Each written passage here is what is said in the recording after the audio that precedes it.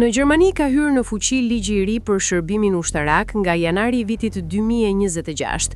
Shërbimi ushtarak vullnetar është futur në fuqi pas luftës në Ukrainë dhe kërcënimeve të vazhdueshme të Rusisë kundër Ukrainës, por edhe vendeve të tjera.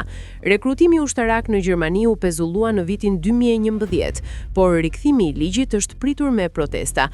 Një dispozit ka ngjallur reagim, shkruan DEU, pasi burrat midis moshës 17 dhe 45 vjeç duhet të marrin një miratim nga qendra përkatëse e karrierës Bundeswehr nëse dëshirojnë të largohen nga Republika Federale e Gjermanisë për më shumë se 3 muaj.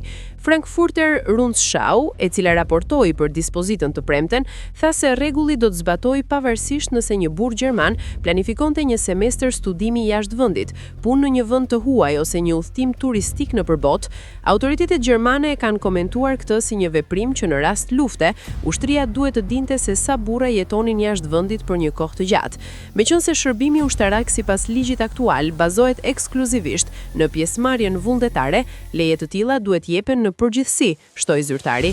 Pasojat e kësaj pike të ligjit mbeten ende të paqarta dhe si do të ndikojnë tek personat që jetojnë jashtë territorit për periudha të gjata.